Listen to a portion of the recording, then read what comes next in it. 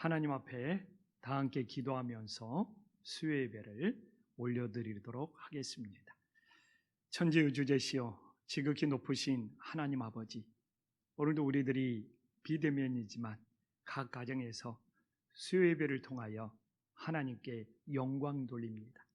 주님, 이 땅이 코로나로 어렵고 힘들수록 우리들이 가정에서 주님을 더 섬기는 일에 마음을 다할 수 있는 기회가 될 수 있도록 역사하여 주시옵소서. 주님, 가족들이 모여서 함께 예배하며 함께 찬송 부르며 함께 말씀을 묵상하게 하여 주시사 가정에서 신앙의 부흥이 일어날 수 있는 하나님의 뜻이 이루어지게 하여 주시옵소서. 주님, 우리는 하나님의 선하신 뜻을 믿습니다. 이 코로나가 우리의 현실을 어렵고 힘들게 만들지만 그 안에 반드시 하나님의 숨겨진 선한 뜻이 있음을 고백합니다. 그 숨겨진 선한 뜻을 알기 위하여 우리들이 늘 깨어 기도하게 하여 주시옵시고, 또한 이 시간이 지난 후에 하나님께서 코로나를 통하여 우리들에게 전하신 그 귀한 뜻들이 간증이 될 수 있도록 역사하여 주시옵소서. 오늘도 디도서 말씀을 통하여 하나님이 우리에게 전하시는 메시지가 무엇인지를 깨닫게 하여 주시옵시고, 그 말씀에 순종하여 하나님의 복 있는 역사가 일어나게 하여 주시옵소서. 우리들이 하나님의 말씀에 순종할 때 치유의 역사가 일어나고, 또한 세상에서 해같이 빛나는 하나님의 능력이 있음을 믿게 하여 주시옵소서. 예수님의 이름으로 간절히 기도 올리옵나이다. 아멘.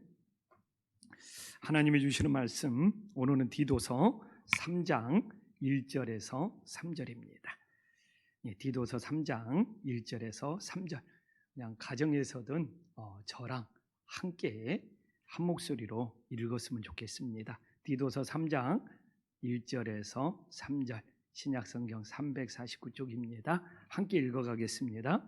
너는 그들로 하여금 통치자들과 권세 잡은 자들에게 복종하며 순종하며 모든 선한 일 행하기를 준비하게 하며 아무도 비방하지 말며 다투지 말며 관용하며 범사의 온유함을 모든 사람에게 나타낼 것을 기억하게 하라.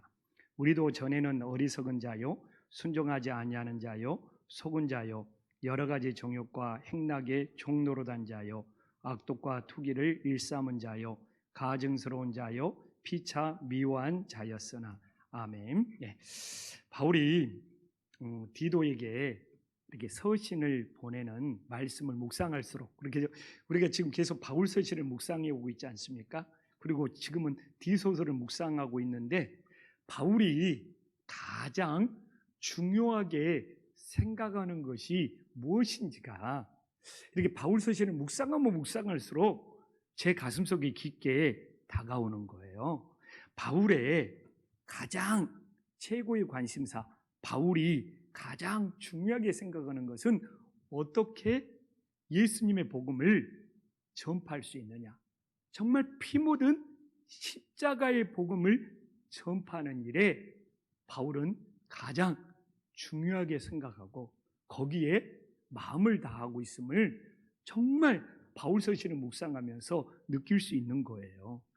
그래서 오늘도 바울은 어떻게 하면 예수님의 복음을 가장 잘 증가하고 전할 수 있느냐, 이 마음으로 이 디도서 3장 이 말씀을 기록하고 있다는 것을 이해하지 않으면 이 말씀은 보는 사람에 따라 다 다르게 볼 수 있습니다. 그러나 계속 우리가 바울의 서신을 봤지만 바울은 오직 예수님의 복음을 증거하기 위하여 오늘도 이게 3장의 이 말씀을 디도에게 서신으로 보내고 있는 거예요. 그래서 1절에 보면 어떻게 나와 있냐, 바울은 디도에게 1절에 우리 이미 읽었지만 너희는 그들로 하여금 통치자들과 권세 잡은 자들에게 복종하며 순종하라고 합니다. 이 말씀을 보면서 저는 로마서 13장 1절에서 7절 말씀이 떠오르죠. 로마서 13장 1절과 7절에도 그리스도인들이 위에 있는 권세들에게 복종할 것을 권면하고 있습니다.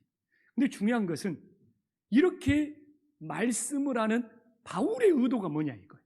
바울은 오직 십자가의 복음을 전파하는 것에 그에 관심이 있었어요. 그래서 십자가의 복음을 어떻게 잘 전파할 수 있느냐.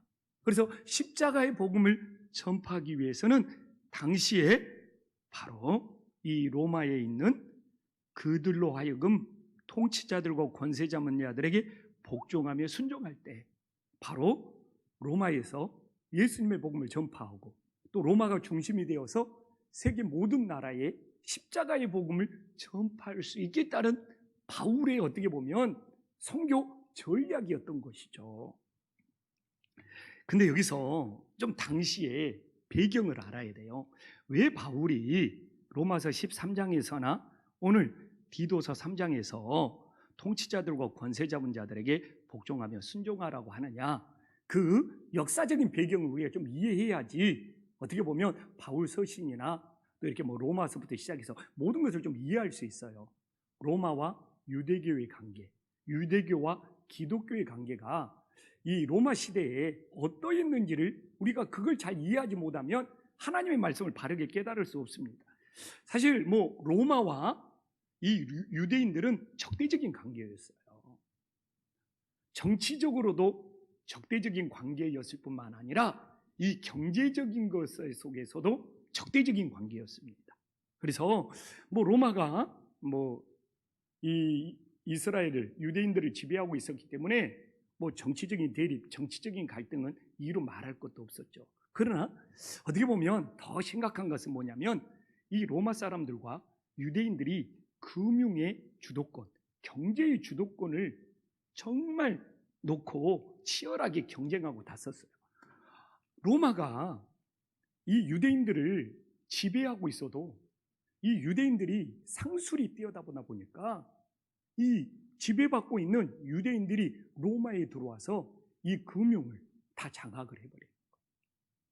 그러니까 이 로마 사람들은 이 정치적으로 힘이 있으니까, 군사력이 있으니까 이 상권을 장악한 유대인들의 이걸 그냥 어떻게 보면 좀 강압적으로 또 불법한 방법으로 막 이렇게 빼앗으려고 하니까 이 갈등은 이루 말할 수가 없었죠. 그래서 단지 정치적인 이유뿐만 아니라 어떻게 보면 이 경제적으로 이 금융의 주도권을 놓고도 가는 곳마다 이 로마는 정치력과 군사력이 있으니까 그걸로 이 경제적인 주도권을 잡으려고 그러고, 유대인들은 탁월한 상술로 그냥 경제적인 주도권을 잡으니까 가는 곳마다 오히려 겉으로는 정치적인 대립인 것 같지만 안으로 들어가 보면 이 경제적인 이권을 놓고 치열한 충돌이 일어났어요.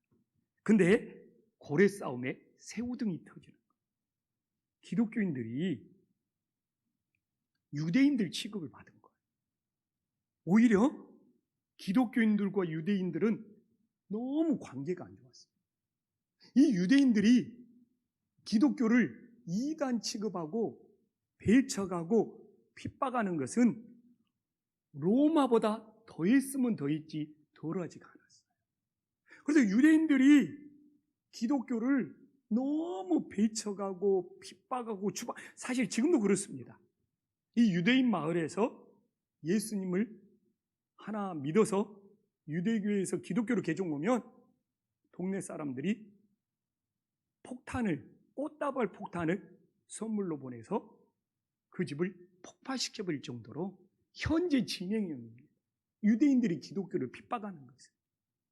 그래서 이 이스라엘 깃발을 우리나라 기독교인들이 흔들고 있다는 것은 영적 무지의 극치를 보이고 있는 거예요. 선교사님들이 보면 깜짝 놀랄 일입니다.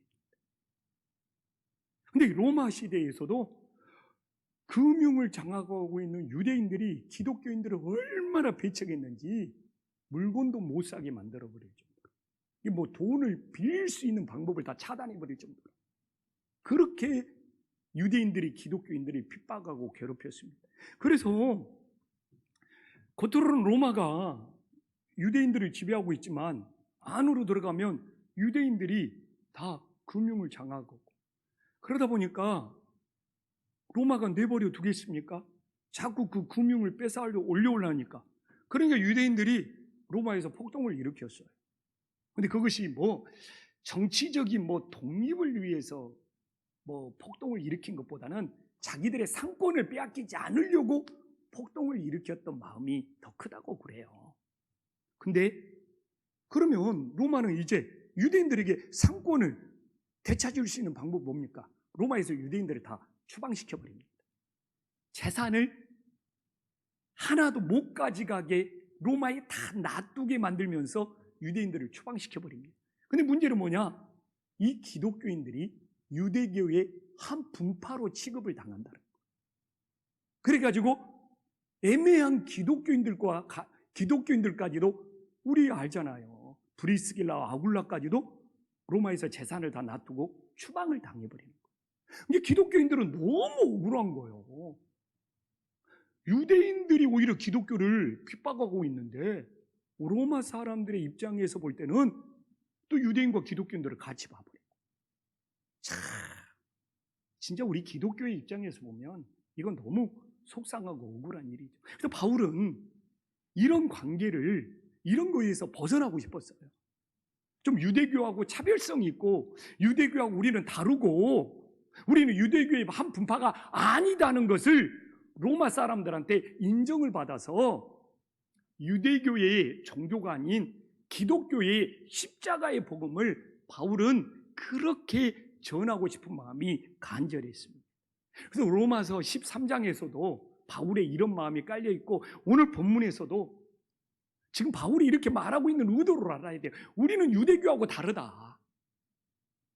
그렇기 때문에 우리는 유대교처럼 로마의 통치자들과 대립할 필요가 없다. 우리는 유대교의 한 분파가 아니다. 우리는 예수 그리스도의 십자가의 복음을 전하는 정말 사랑의 종교라는 것을 바울은 보여주고 싶었던 거예요.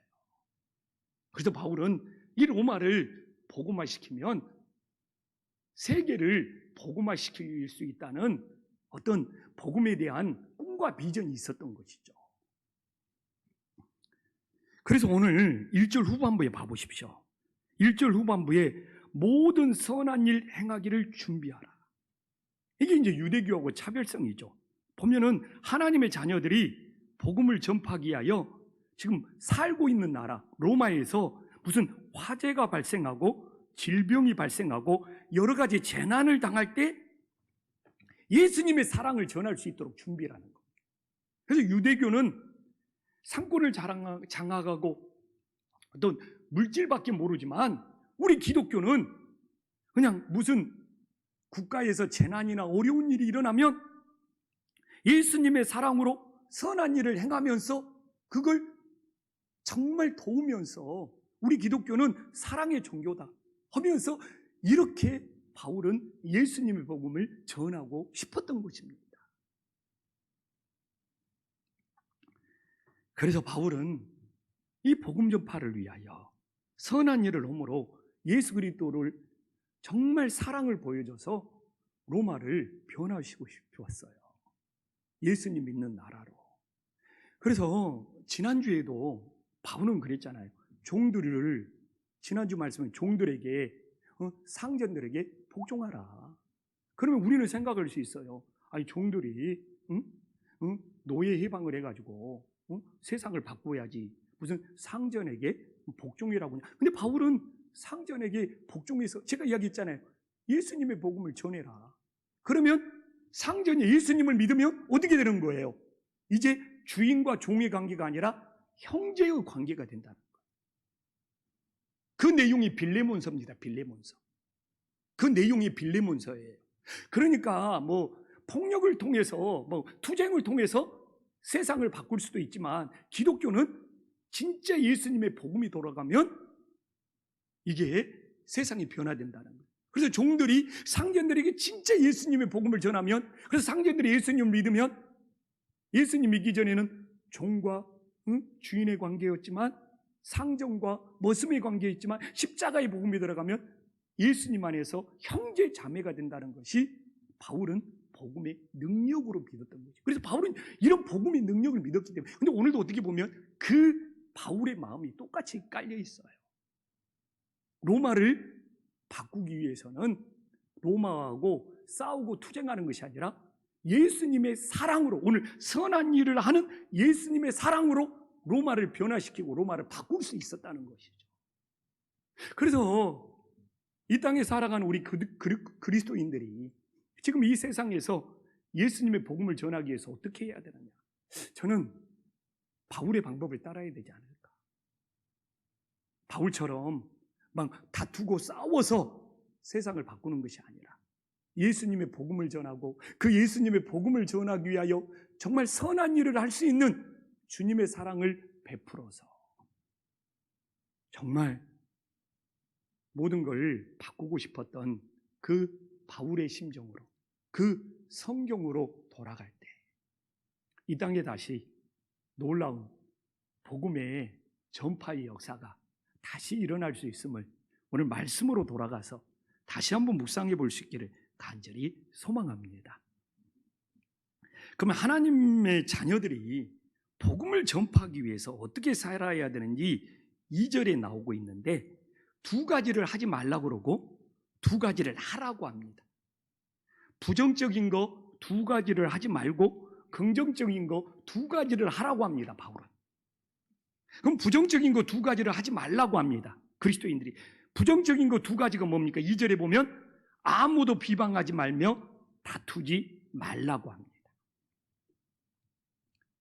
그래서 바울은 예수님의 복음을 증거하기 위하여 예수님 안 믿는 사람들하고 차별싸움.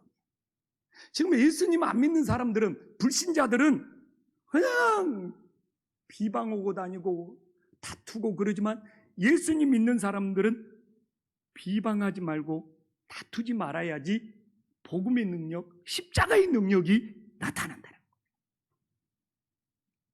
그래서 저도 언제부턴가 바울의 이 말씀이 가슴에 다가왔어요.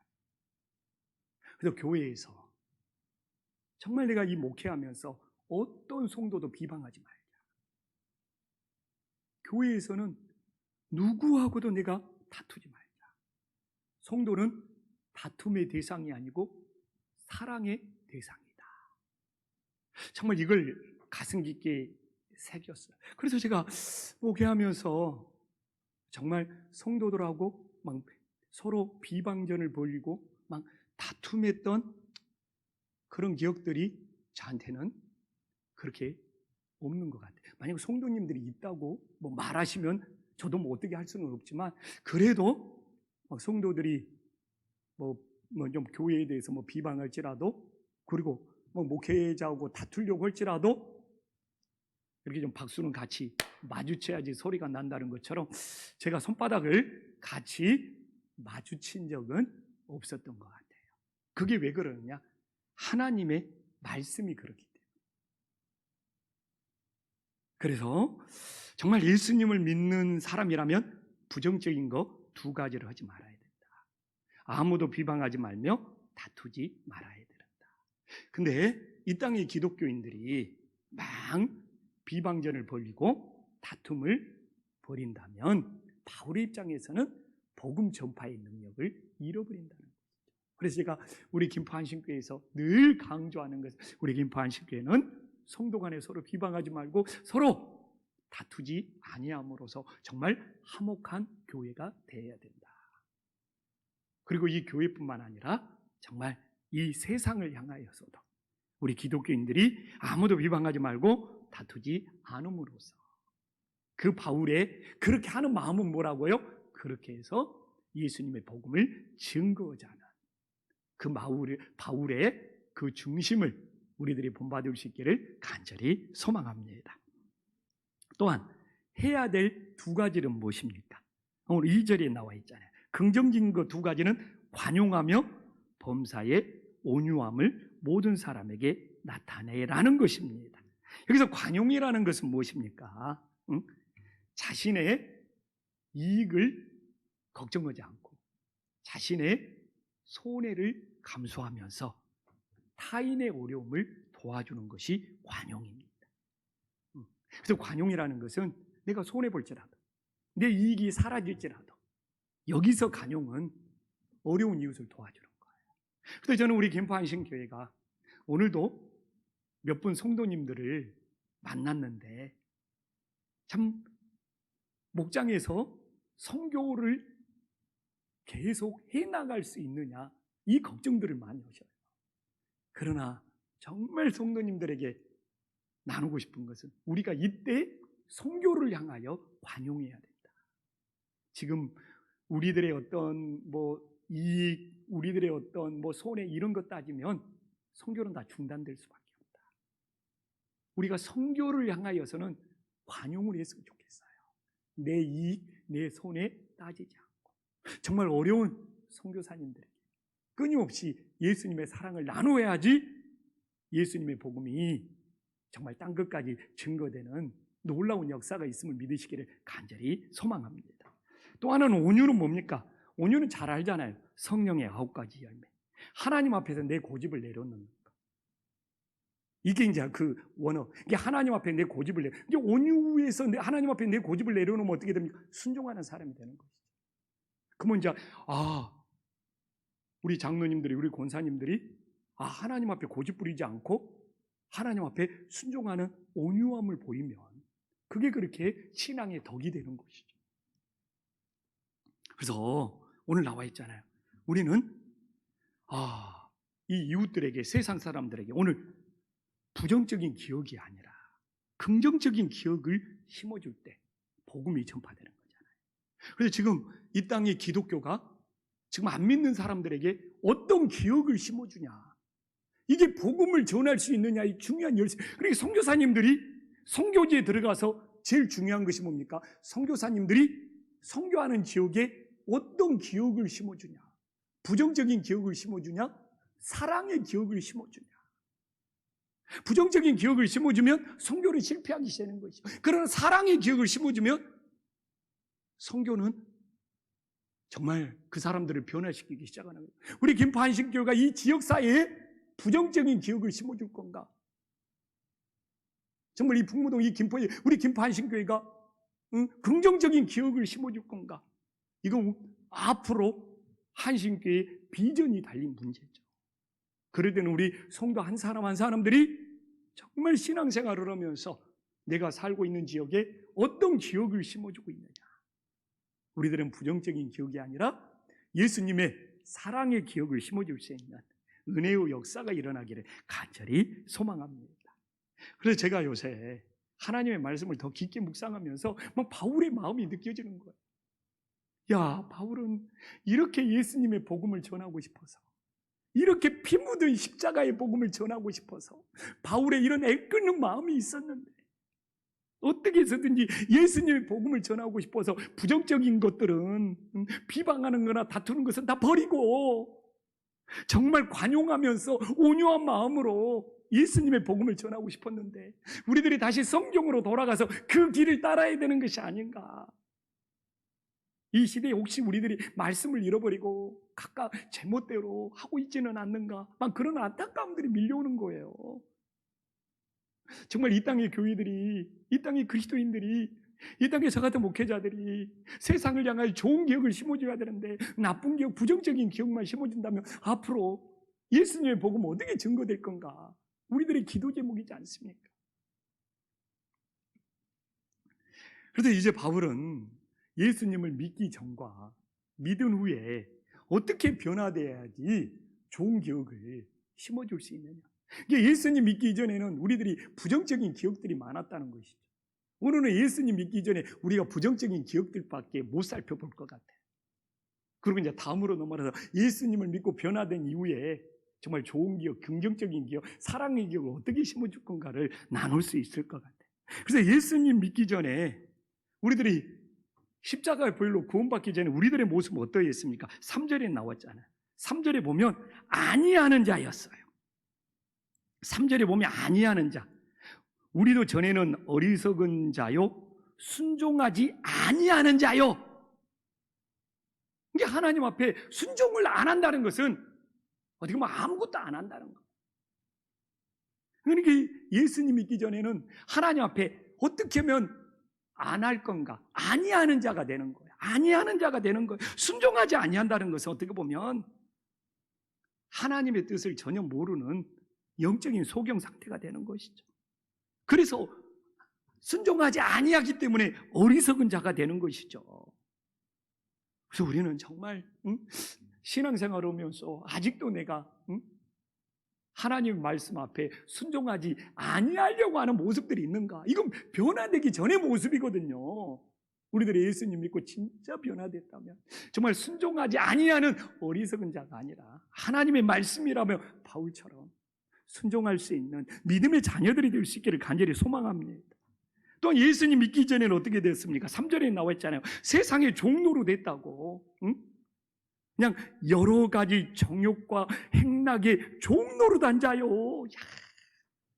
세상의 종로로, 정욕과 행락의 종로로 단자요. 이건 멸망의 길로 가고 있는 거잖아요.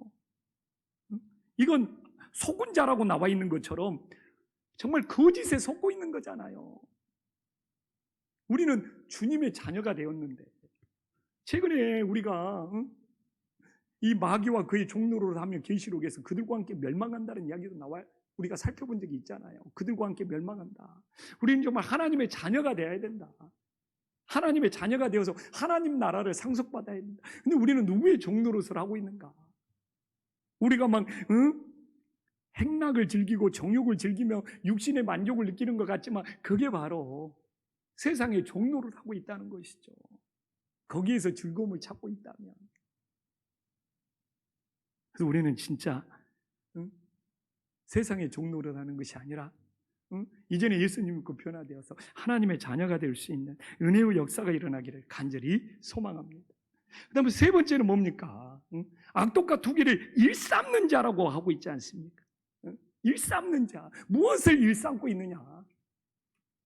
막 이게 일삼는다는 것은 뭡니까? 삶에서 막 나타나고 삶에서 보여진다는 거잖아요.